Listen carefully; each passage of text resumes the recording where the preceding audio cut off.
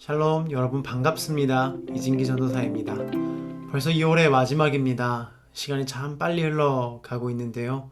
여러분 순모임 잘하고 계시죠? 신앙은 혼자만의 경주가 아닌 함께 이루어가는 공동체임을 기억할 때 우리의 믿음과 신앙이 더욱 굳건해지리라 믿습니다. 이번 주 순모임을 통해 우리가 함께 나눌 말씀은 마태복음 17장 1절에서 13절까지의 말씀입니다. 이 1절에서부터 3절까지의 말씀은 예수님께서 세 명의 제자 베드로와 야고보와 요한을 데리고 높은 산으로 올라가서 기도하던 중에 예수님의 모습이 변모된 것을 기록하고 있습니다.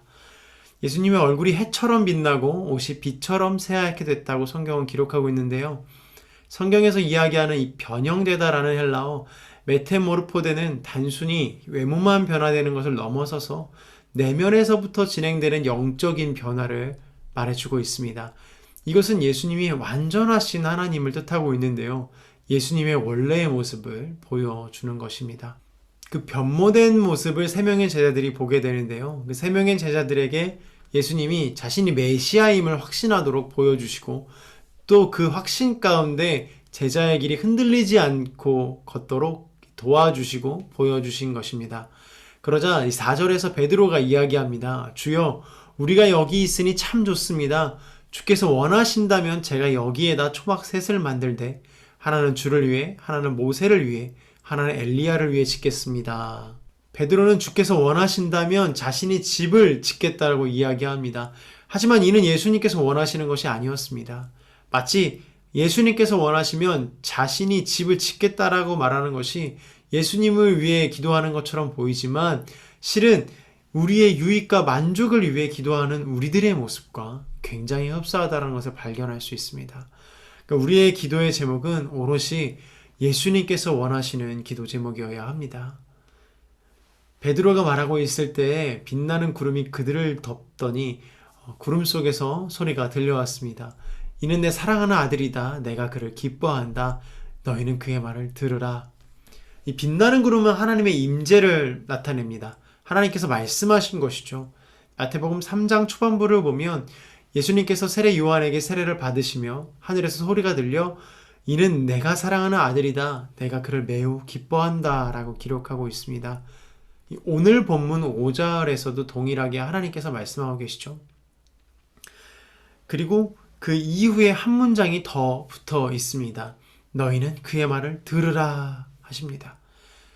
당시 마태복음을 쓴 마태는 유대인에게 굉장히 능통한 자였습니다.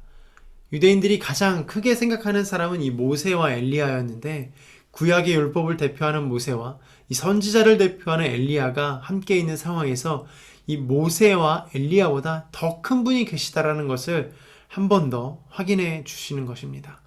이 모세도 아니요 엘리야도 아니요 예수님의 말을 들으라고 함으로써 예수님의 이 유일무이한 신적 권세에 대해 주목하게 하는 것입니다.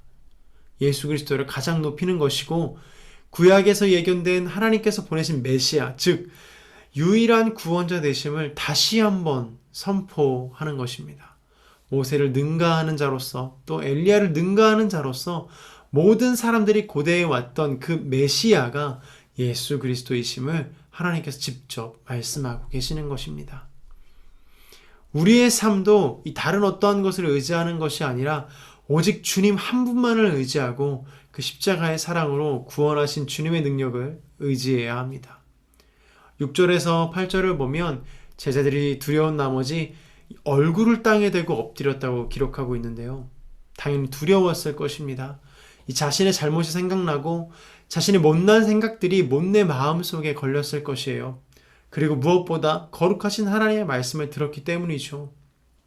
그렇게 두려워 떨고 있을 때 다시 들려오는 음성은 책망이 아닌 따뜻한 예수님의 손길이었고 위로였습니다. 예수님께서 그들을 어루만지며 말씀하십니다. 7절 일어나라 두려워하지 말라. 그리고서는 놀라운 장면이 펼쳐지는데 이 제자들이 눈을 들어보니 예수 외에는 아무도 보이지 않았다라고 말하고 있습니다. 자신들이 배우고 따랐던 모세나 엘리야가 아닌 바로 예수님만 자신들의 앞에 서 있던 것입니다. 이 변모하신 예수님만 우리 앞에 서 계신 것이죠. 이 사랑하는 여러분, 우리가 고난당하고 고초를 당할 때 우리 곁에는 늘 예수님께서 동행하여 주시고 함께 그 고난을 그 고통을 겪고 계신다라는 것을 잊지 않았으면 좋겠습니다. C.S. 루이스는 자신의 서적 고통의 문제에서 고통은 귀먹은 세상을 불러 깨우는 하나님의 메가폰이다 라고 이야기하고 있습니다. 우리에게 고난은 너무나 힘들고 어렵게 다가오지만 주 예수와 동행하니 그 어디나 하늘나라의 말처럼 제자들과 같이 변화산에서 그의 영광을 보고 그 은혜와 영광으로 말미암아 고난을 감당하며 이 사명의 자리로 나아오는 저와 여러분이 되기를 축복합니다.